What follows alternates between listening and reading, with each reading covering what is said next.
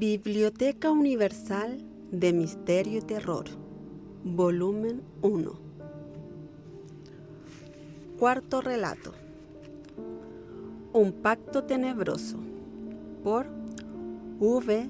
Rodríguez de Ayala. A todos aquellos que se sienten atraídos por jugar a extraños conjuros, a todos los que disfrutan y hasta se mofan de un exhorto o de las posibilidades de un pacto satánico, habría que decirles que las fuerzas ocultas nos envuelven, que seres de un mundo ajeno al nuestro se encuentran al acecho. Han transcurrido muchos años desde aquello. Apenas ya sí me acuerdo de los detalles que lo envolvieron. Y ahora ustedes me obligan a contárselo. ¿Por qué me obligan a hacerlo? Yo prefiero no recordarlo. Ha pasado ya tanto tiempo. Las tardes se me hacen más breves ahora. Me dejan salir al jardín y allí al menos pues me distraigo. Me gusta seguir el silbido que deja el viento a su paso. Cómo me gusta detenerme ante el arrullo que proviene de las copas de los árboles. Ya casi los distingo por ese leve rumor que llega de todo el patio. A veces presiento que justo hasta mis pies se acercan algunas palomas y tengo entonces la tentación de tomarlas en mis manos, pero luego escucho su brusco aleteo casi asustadizo y yo me quedo turbado. ¿Pero por qué me obligan a contarles aquello? Yo jamás se lo he contado a ellos tampoco. Nunca se lo había contado a nadie y nunca pensaba hacerlo. Ellos estuvieron hurgándome en la cabeza y muy hondo. Querían saber si yo estaba loco. Eso es lo que querían saber ellos, si yo estaba loco. Pero no les di ocasión de comprobarlo, porque nunca les hablé de aquello. Se van a quedar con las ganas de conocerlo. Entonces éramos jóvenes, muy jóvenes, y yo veía y también andaba. Yo corría más que Dot y siempre presumía de ello. A él no le irritaba demasiado, pero sé que en ocasiones le dolía reconocerlo, porque Dot era más fuerte que yo, más corpulento, y además él hacía extraños ejercicios para mantenerse en forma permanentemente. Dot y yo habíamos vivido juntos en un viejo apartamento del Soho de Londres, cuando el Soho era un barrio alegre y bullicioso, cuando las puertas de los pubs y los establecimientos no se cerraban en toda la noche, ni se apagaban las luces hasta que el sol del día siguiente nos picaba en los ojos. Íbamos a ser amigos eternos. Allí habíamos compartido de todo: penas, muchas alegrías, ilusiones, hambre y penuria, y también muchas noches de entusiasmo, de sueño y de proyectos. Pero Dot no era un tipo sumamente alegre, como yo lo he sido. Muchas veces tenía que arrastrarle yo a la juerga, llenándole el apartamento de otros amigos y de mucho ruido. A Dot le entretenían más sus sesiones de espiritismo. Siempre le gustó aquello. A mí a veces hasta llegaba a asustarme cuando invocaba y yo advertía que llegaba al trance, siendo siempre testigo mudo. La verdad es que nunca ocurrió nada que hoy pueda parecerme extraño. Pero me acuerdo bien del día que tuvimos que despedirnos. Nuestros estudios por fin habían concluido y entonces teníamos que abandonarnos con todo el dolor que suponía aquello.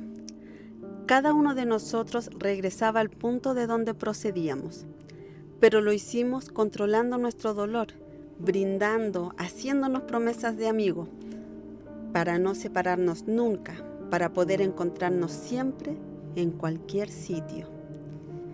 Tienes que prometerme esto como jamás en tu vida algo más has prometido, me dijo de pronto en un tono muy trascendente. Y yo, que había bebido ya mucho whisky y que cuando Dot adquiría aquel tono no podía reprimir la risa, quizás porque sabía que le dañaba en lo más íntimo, sin dejar de reír y sin saber de qué se trataba, le dije que sí, claro que sí, ¿cómo no iba a prometérselo? Te advierto que se trata de una promesa muy seria, acabó diciéndome sin renunciar a aquel tono que me parecía casi perverso. Te prometo lo que tú desees, Dot, te lo prometo. Y nos comprometimos en aquel juego. Renunciando luego a mis ansias de juerga, tuve que decirle muy seriamente que sí, que me comprometía por mi vida, que al morir estuviera donde estuviese, yo iría a avisarle, a decírselo. Y él, dotando a su juramento de un cierto misterio en una extraña ceremonia ante la que tuve que hacer improbos esfuerzos para no estallar de risa, me prometió lo mismo. Si él moría antes que yo estuviera donde estuviese, acudiría a comunicármelo. Naturalmente, nunca me atreví a decirle a Dot que aquello tan solo me parecía una broma o un simple juego de adolescentes, cuando únicamente persiguen trascender a la amistad, que fatalmente siempre perece. Porque la verdad es que Dot y yo no volvimos a vernos. El encuentro fue mucho después, cuando habían transcurrido ya varios años. Dot era para mí tan solo un viejo recuerdo, un recuerdo de la juventud. Ni siquiera sabía qué había hecho de su profesión, ni en qué lugar del país vivía, ni qué postura política había adoptado él, que siempre había sido un crítico radical y aventajado en las aulas de la universidad. No sé por qué me obligan hoy a contarles todo esto. Me había jurado yo mismo no hacerlo jamás. Me lo había jurado.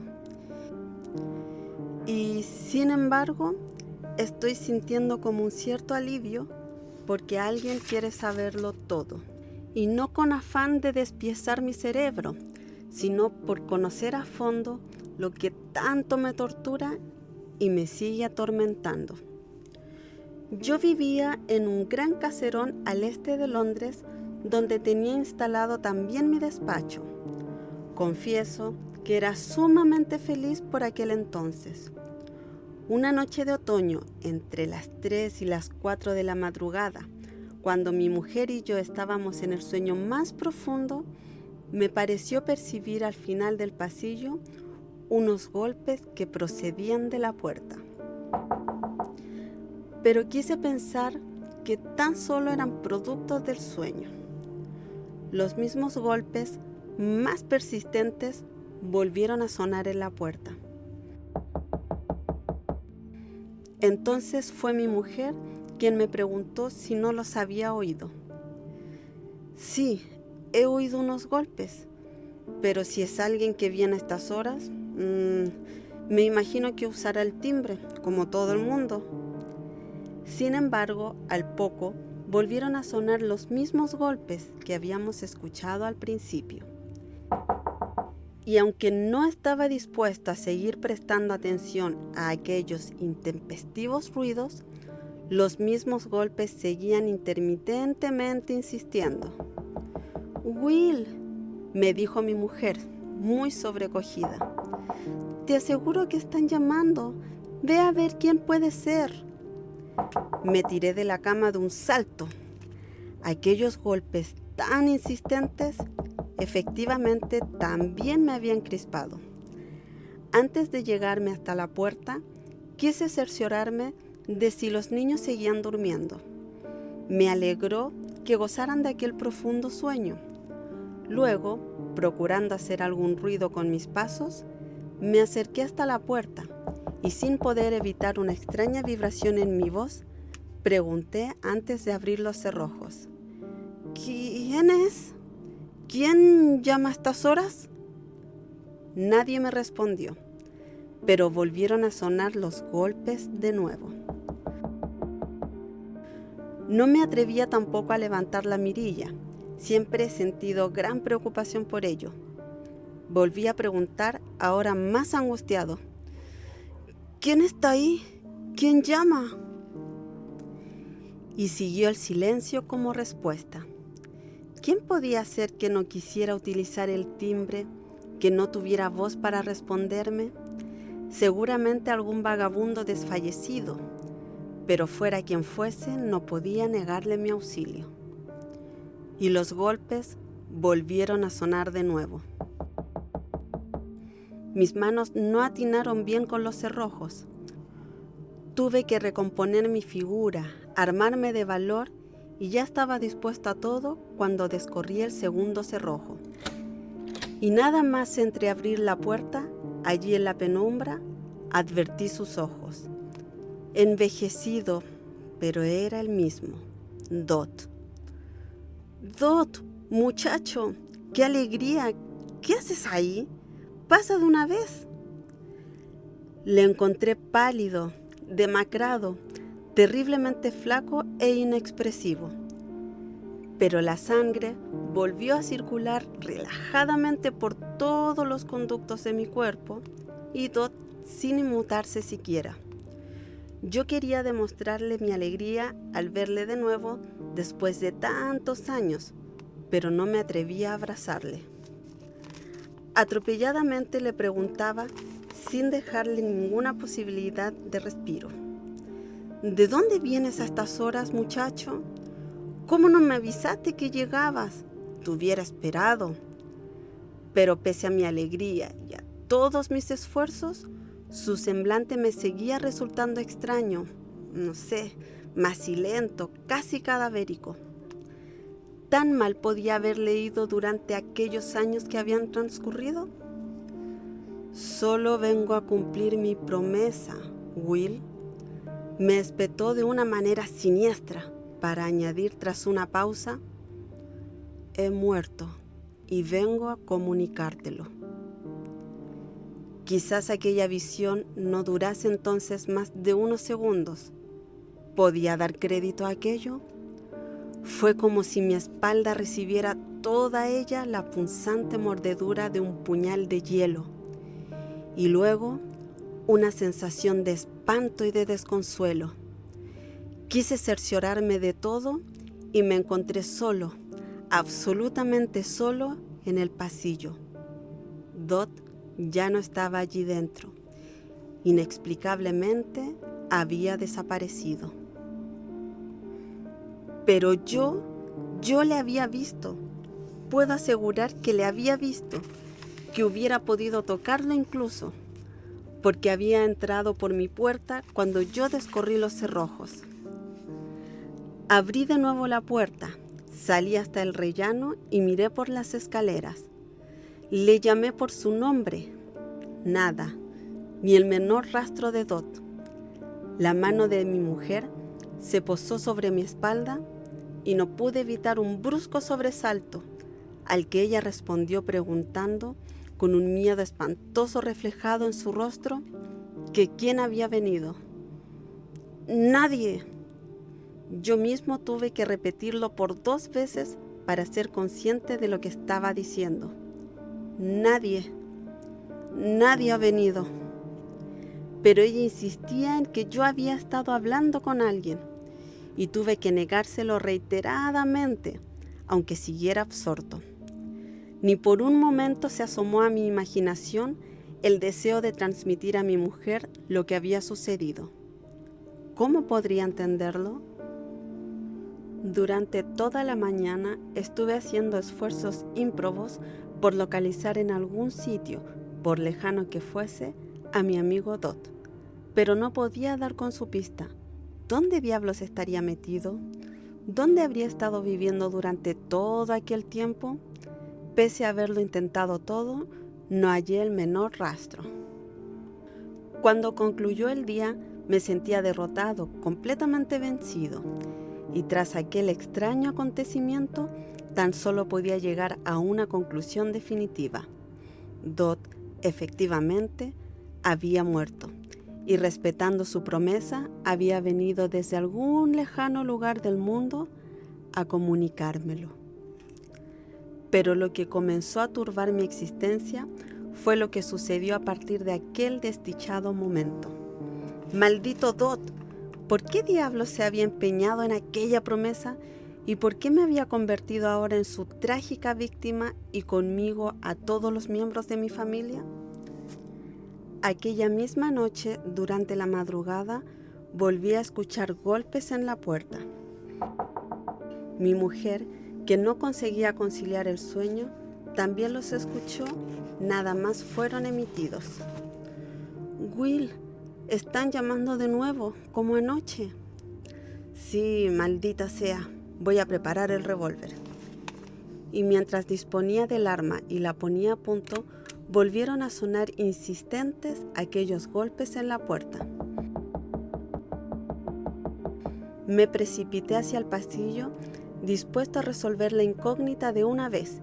Si era Dot de nuevo o su fantasma, lo cogería por el brazo y lo zarandearía hasta que me presentase cara y me diera otra respuesta. Y si no, sacaría el valor suficiente para dispararle aquel artefacto. Seguían y seguían sonando los mismos golpes, cada vez con mayor apremio. Ni siquiera pregunté nada al llegar a la puerta. Descorrí los 2 cerrojos y mientras abría la puerta grité: «Dot, ¿a qué estamos jugando?» Pero allí no había nadie. Dot no estaba, el rellano estaba vacío, y escuché los pasos apresurados de Anne, mi mujer, con sus pies desnudos cruzando el pasillo. «Will, ¿quién es? ¿Quién llama? ¿Qué está pasando?» Alucinado y hermético, queriendo preservar de otros males a los míos, traté de acusarme de pesadillas, de convencer a Anne de que allí no se había escuchado ningún golpe, de que nadie había llegado hasta nuestra puerta, de que todo eran impresiones falsas de mi cerebro. Sin embargo, ella insistió en que había escuchado cómo llamaban a la puerta y cómo habían hecho lo mismo la noche anterior, y también había advertido nuestra conversación de anoche. Quiso convencerme para que llamase a la policía, y estuvo a punto de hacerlo ella misma. Precisamente por eso tuve que contárselo todo, cosa que en ningún momento estuve dispuesto a permitírmelo, y le di el mayor número de detalles para que comprendiera, para que conociera la personalidad quizá algo misteriosa de Dot. Y los resultados no vinieron a aliviarla de ningún modo, como ya había sospechado. Éramos víctimas de un luctuoso suceso y teníamos que aceptarlo. A partir de entonces, todas las noches, aproximadamente a la misma hora, entre las 3 y las 4 de la madrugada, en la puerta de mi casa sonaban los mismos golpes. ¿Se imagina alguien lo que puede llegar a suponer esta situación para un hombre como yo y para toda mi familia? Dot, ese maldito Dot, me había elegido como su víctima, pero no iba a dejarme nunca vivir en paz. Mi mujer enfermó de los nervios. Mis hijos, aún pequeños, advirtieron que algo extraño estaba sucediendo en la casa. Algunas noches se despertaron sobresaltados, llorando, asustados ante la insistencia de aquella siniestra llamada en la puerta de nuestra casa. En alguna ocasión aún llegué a abrir la puerta, pero nunca me encontraba a nadie, y entonces los golpes, que llegaron a ser más débiles, terminaban. Allí no podíamos seguir viviendo. Era insoportable aquella angustia, aquel pánico, aquel temor que llegara la noche y que de nuevo alguien o el fantasma de alguien, de mi amigo Dot, viniera a intranquilizarnos solicitando entrada en nuestra casa para comunicarnos todas las noches que había muerto. ¿Pero tendríamos que soportar aquello eternamente? No tuve más alternativa que la de buscar otro lugar donde llevarme a vivir a mi familia. Resultó fácil. A las afueras de Londres, lejos de la vieja casa, alquilé un bonito chalet apartamento, donde al menos los míos estarían a salvo. Pero yo quiero seguir yendo a dormir al mismo piso, le dije a Anne, mi mujer, al menos durante este primer tiempo. Y aunque ella en ningún momento compartió mis deseos, tuvo que ceder ante la firme decisión que había tomado. Por eso, Después de haberles instalado el primer día en el nuevo piso, decidí afrontar mi suerte definitivamente. Lo hice con valor, con un valor sobrenatural que llegó a sobrecogerme. Iba a ir en busca de mi destino, y al fin mi mujer y mis hijos podrían vivir la calma de una noche sin sobresaltos. No pretendía yo acostarme aquella noche. Estaba dispuesto a seguir un plan minucioso. Primero, dejaría que sonaran los primeros golpes. Después, me pondría tras la puerta y trataría de hablar con Dot. Sí, repetiría de alguna manera la misma escena que habíamos vivido la primera noche, cuando se decidió a venir hasta mi casa para comunicarme que había muerto. Y después, teniendo posiblemente frente a mí al fantasma de Dot o a lo que fuere, le dispararía sin otras contemplaciones el cargador entero, a bocajarro. Me sentía seguro y decidido. Estuve esperando en el despacho con el batín puesto, y el reloj fue avanzando, no sé si con lentitud o apresuramiento. Lo cierto es que cuando ya dieron las 3, las palpitaciones de mi pecho habían aumentado, porque ya esperaba el momento. Nunca fueron tan puntuales aquellas llamadas a la puerta. Seguía esperando que sonaran los primeros golpes, pero me sobresaltó el grito inesperado del teléfono. ¡Estaba sonando el teléfono! Descolgué el aparato y de inmediato me di cuenta que al otro lado del hilo estaba Anne. Anne completamente histérica, descontrolada y víctima de un furibundo ataque de nervios. Me decía entre sollozos: Will, que están llamando a la puerta. ¿Cómo puedo explicar a nadie hoy lo que pude llegar a sentir en aquellos indescriptibles momentos? Aún tengo su grito metido en mi cerebro. ¡Que están llamando a la puerta!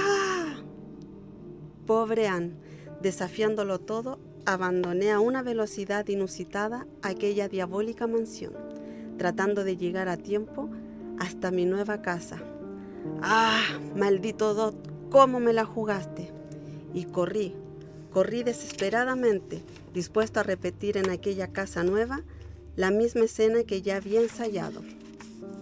Cargado de ira, convertido en un verdadero asesino en pos de su víctima, atravesé la ciudad y enfilé la carretera que llevaba hasta mi nuevo domicilio. Y justamente llegando, comencé a percibir un truculento espectáculo. Las llamas ya emergían hacia el cielo. Era mi casa, la nueva casa, la que estaba ardiendo. Dot, ¿qué me has hecho? No sé en qué condiciones pude penetrar hasta el interior de la vivienda. Todo me lo encontré envuelto en llamas. Corrí a la habitación de los niños. Estaba vacía. Y luego llegué hasta el dormitorio y allí mismo, abrazados, me encontré a Anne y los niños, que habían sido ya víctimas del fuego, completamente abrazados. Creo que pude arrastrarlos hasta la calle. No me lo pregunten, no sé cómo. Lo cierto es que a partir de entonces, y ya han transcurrido de esto muchos años, me siento recluido en este lugar tenebroso y nunca quise contar a nadie lo que verdaderamente había sucedido. ¿Quién viene? Oigo pasos.